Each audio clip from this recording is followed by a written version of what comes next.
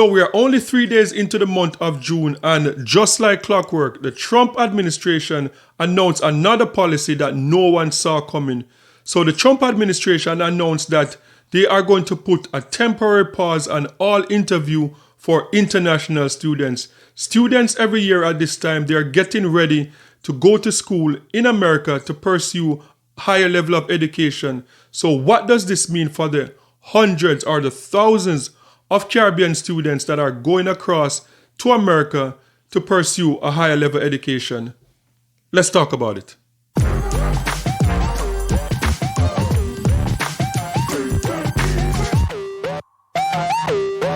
So the Trump administration sent out an order to all US embassies across the world to put a pause on interview for international student visas. So this comes at a time when there are millions of young people across the world with aspirations of going to America to study. These are young people that have been planning getting their grades, studying getting their grades for a long time for this moment. And all of a sudden, Donald Trump decided that, look, we are going to put a pause on international students heading into America. So what does this mean for the millions of students across the world and also the university that depends on international students to come into America to help their bottom line? So this report was taken from CBS News. United States putting a pause on appointments for students looking to get a visa. That direct order from Secretary of State Marco Rubio was in a notice obtained by CBS News. So let's drill down on that. Rubio instructed diplomatic posts not add any more appointments for student and foreign exchange visas in preparation for what they're calling expanded vetting. And get this, that vetting involves social media screening. So to be very specific, what that means, foreign students who want to study in the United States could be subject to having an extra set of eyes on what they say on their social media accounts. In fact, according to the State Department, the additional check could have significant implications for embassies and consulates operations. Now, the pause is expected to last until further guidance is issued, to use their language. So here's what the current process looks like for international students who want to study in the U.S. Typically, they are required to schedule interviews at an American embassy or consulate in their home country. The average wait time can vary from 2 to 16 months. At most embassies, appointments can be scheduled less than 2 months in advance. But again, that depends on the post. So when asked if foreign students should be concerned about visas being processed in time for the next semester, or even those social media scrubs, the State Department spokesperson had this to say. Listen. We don't speak about individual visa cases. We don't speak about the nature of the choices made about individuals. We do know, though, that we take very seriously the process of vetting who it is that comes into the country. And we're going to continue to do that. We're going to continue to vet, and we continue to have an interest. Again, whether they be student or if you're a tourist who needs a visa or whoever you are, we're going to be looking at you. I think why that would, it seems to be such a controversial thing that's going on, but it shouldn't be. And every nation should take seriously and does who's coming in. So if you're going to be applying for a visa, follow the normal process, the normal steps, expect to be looked at, and we go on from there. Okay, so that was a report from CBS News. And this is one of those Trump administration policies that absolutely make no sense. Like, I can't see the sense behind this policy. Like, when you can look at the immigration in terms of deportation of illegal immigrants and said, yes, you know, every country, they have a right to deport people that overstay, people that come across the border illegally. That makes sense. But this is a program, international student program, is a program that politicians brag about. Both Democrats and Republicans brag about America having one of the best education system in the world. America having Harvard University, Spelman University, and a lot of these universities that people come from all over the world, from China, from Canada, from you name it, Russia. People are going from all over the world to go to America to study. And this is one of the things that Americans brag about that made America one of the most powerful countries in the world in terms of getting the smartest, the brightest from all over the world to come into America and to make America great. And for a president that ran on making America great again, for a president that only 3-4 months ago was saying that, look, yes, we want to get the illegal immigrants out, but we want the brightest and the smartest people. We want to make it easier to have the smartest people across the world to enter America legally. So this absolutely makes no sense. But what does this mean for especially us in the Caribbean?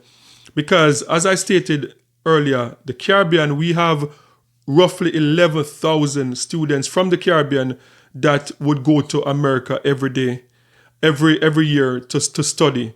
And we know there's some islands, like for example, Bermuda. Like when I lived in Bermuda, Bermuda had one college, Bermuda Institute, I think it was called. And so most people on the island of Bermuda that, attain higher level education, whether masters, bachelors or whatever, they would go overseas to study.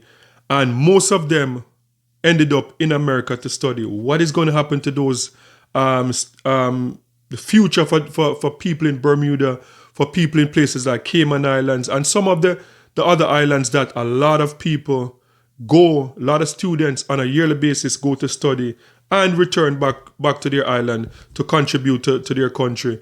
And this, one of the reasons why this makes no sense too is because these universities, a lot of universities, not only in America, but also in Canada, in the UK also, they depend on international students to keep their door open, because international students pay like 3, sometimes 4 times more than what the local student would pay at those universities. And with Donald Trump taking away funding from some of the universities and now barring international students from going to said universities, this seems like a president trying to sabotage his own country. It is not making absolutely no sense. But to me, what does this mean for the Caribbean? And it's interesting because I was watching the Prime Minister of Trinidad and Tobago yesterday. She was talking about one of the University of the West Indies campus in Trinidad and Tobago that apparently was closed. So this would be a good opportunity, I think, for University of the West Indies, the branches all across the Caribbean. I also was watching an interview in Jamaica with the University of the West Indies there, and that they could use a lot more students in Jamaica also. So that could be an opportunity for Jamaica to reach out to international students.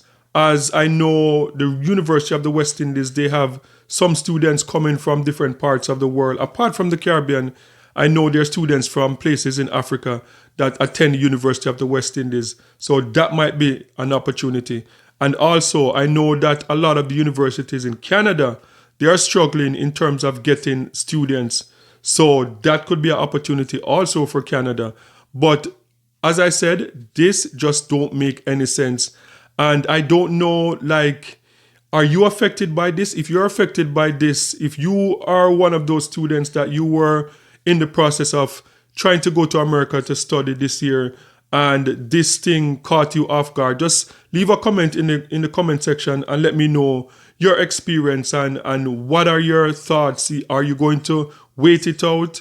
Do you think that there's any hope? Are you going to wait it out? Are you going to seek other alternative in terms of Canada or maybe stay in the Caribbean, University of the West Indies? Just let me know in the comment section. But as I said, guys, this makes absolutely no sense. And one of the things I'm going to be watching is how, with all of these bridges that Donald Trump is like burning these bridges with international, with community, with the Caribbean, I'm very curious what is going to happen after the Trump administration. Are people going to go back? Is everything going to go back to normal? Or are people going to feel like, look, this happened to them once, and they are going to be on their guard and like, you know what, I can't trust this system again, because if Donald Trump can do it, some other leader could come and do the same thing. So let's seek alternative. I don't know, but those are just my thoughts. So guys, sound off in the comment section. Let me know your thoughts on this. Are you surprised of this move by Donald Trump, and does it make sense to you? Sound off in the comment section and let me know your thoughts. And don't forget to like, share, and subscribe for more amazing content. And remember, peace. I'm out.